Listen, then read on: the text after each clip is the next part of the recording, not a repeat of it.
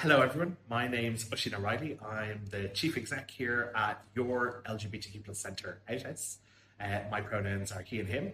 Every few weeks I record a video to update you on all the things that are going on at the centre, what you can look forward to, and kind of just general a little bit of a health check. Yeah.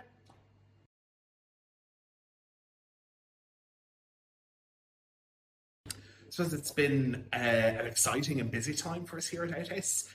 Also a challenging time for our community. We have a thriving ecosystem of social groups, as you know. We've added a new peer support group for young adults. We had our first volunteer conference since COVID to train and support the amazing team of volunteers who keep a lot of our services and events running here at the centre. We've put in a huge amount of work into the hate crime legislation and in preparing for the general election that's just on the horizon. So it's been a really busy time. Our community casework service has gone from strength to strength and is supporting more and more people.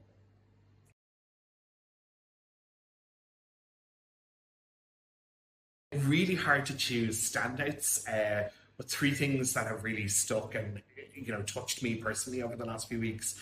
The first was Culture Night. It's always a big night here at the centre. This year we partnered with Gaze to showcase queer shorts and films that spotlight and I suppose bring to life lived experiences in our community that often don't get talked about. It was a really special night with hundreds of people coming through the building, participating and engaging, and we're really excited to be working with Gaze on a forthcoming film club that we're going to open in partnership. Open House was also a key moment for us here at the centre. We threw open the doors to tours of the building at 105 Cable Street where we're based. And to talk about the architectural history of the building, which is quite unique, but also the stories of social change and progress on this site in Dublin going back over the last 350 years. Outhouse's journey here on this site is only 30 years old, but there's so much more social change and activism that have happened here, including Robert Emmet organising, planning the 1803 rebellion for Irish freedom inside these walls and storing the munitions here. And it was a wonderful event and set of tours for the people who joined us. And the last one, and probably the most touching one for me, was actually National Coming Out Day, or International Coming Out Day. And we hosted a coming out workshop or discussion with people with vastly different lived experiences of coming out and the journey of self-acceptance and talking to others about identity for the first time. Looking at the commonalities in those experiences, but also some of the uniquenesses of those journeys. And we're joined by a really warm and wonderful participating group here at the centre and an even wider family online. And I suppose creating space for us to talk about the power that comes from coming out, but also the pain and anxiety that can come with that as well. It was really special.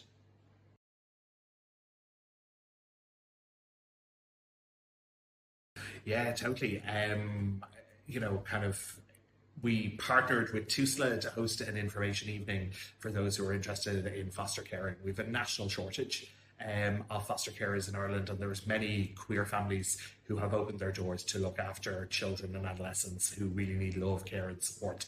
And it was a magical evening to bring people together who would like children in their lives and connecting them with TUSLA and children who really need support, encouragement and mentoring at this time.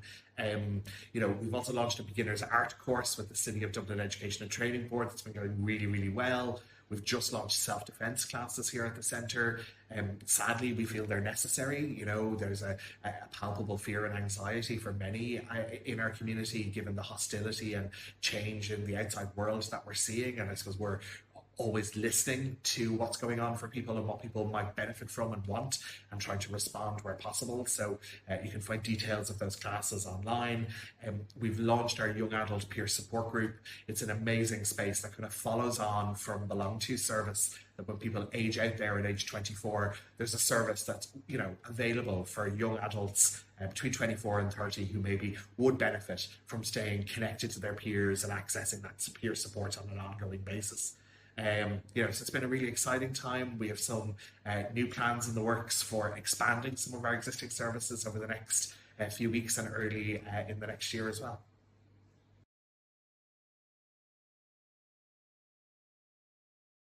I suppose the first thing is I'm just back from meeting with 500 activists from across 52 countries.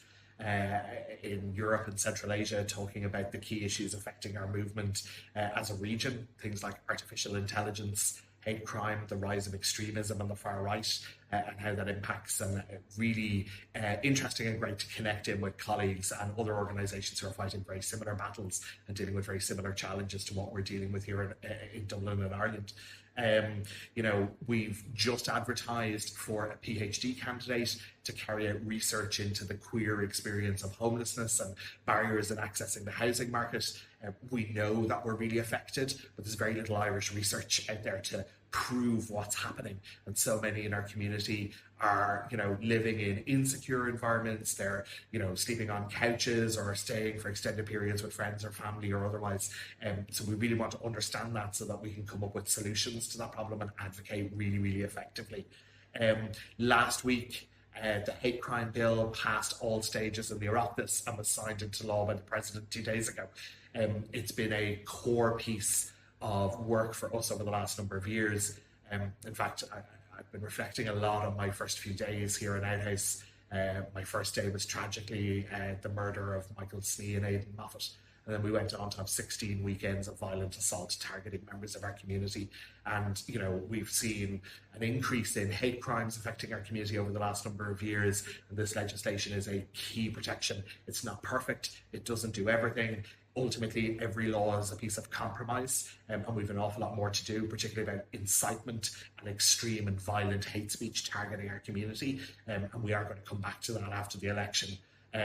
Next week, together with 16 other LGBT organisations, we're launching a joint general election manifesto. And on the 14th of November, we'll be hosting a debate among the political parties on queer topics around the general election. And you'll find details of those events on our website. So there's a lot going on in the advocacy and political space. And, we're always out there advocating for our community, fighting for our rights and defending those that are under attack.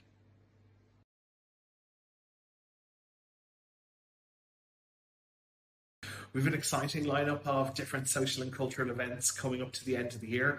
I suppose the first one is that our open mic night will be back with a bang at the end of November. You'll find the details online. So if you sing, you play an instrument, you read poetry, you're more than welcome. Please come down. It's a lovely, warm, vibrant, enjoyable, affirming evening. It's one of the highlights of my month when I get to hang back for it. Our Christmas party is one of legend. It is on Friday, the 13th of December. Everyone is welcome. There are no tickets. Arrive to the centre in the evening time. We will have a lovely time together celebrating Christmas, chatting, enjoying some non-alcoholic punch, singing some carols, hanging out, chatting, and kind of toasting the end of the year and the start of the holiday season. I suppose one of the biggest things that's on at the moment is Outhouse. And I'm surrounded by beautiful works of art on the walls of the cafe in the centre at the moment. And Outhouse is our annual charity art auction that happens to raise vitally needed funds to support our services, to keep the building open, and to be there for people when they're in need, to help promote queer culture, to help with our campaigning work. We're so delighted to have the support of 180 artists who've donated over 350 pieces of art. All of those items are available to browse online on outhouse.ie/arthouse. And there's a select, I'd say 50 or 60 works on the walls of the centre. So please come in, feel free to browse the art, have a look at it, enjoy it. It's here for the next few weeks. The auction hammer starts to drop at 3 p.m. on the 9th of November, and then the second hammer starts to drop at 3 p.m. on the 10th. So there's still time to register, to go in, to browse, to bid, and just remember that all of the funds raised are coming to support the centre and our work to ensure everyone is safe, seen and celebrated. We're one of the few charity art auctions that make sure every artist also gets paid. It's really, really important that we support our struggling artistic community, and we strongly believe in a fair day's pay for a fair day's work. And we couldn't do this without them and without you. So please dig deep and ensure that we can have even greater, more meaningful impact next year. Thank you. And a massive thank you to our sponsor, On Post, who are making sure that each work of art gets very safely delivered to all of our amazing buyers just in time for Christmas. So massive thank you to On Post. just want to say thank you so much for being here. There's always so much happening here at the centre. So remember to follow us on socials, to check out the website. If you're looking for events specifically, it's outhouse.ie/events. Sign up to the newsletter, keep in touch, call into the centre, ask a member of the team what's coming up or what's on, and we look forward to seeing you here very, very soon with a delicious cup of coffee and sandwich here at the Outhouse Cafe.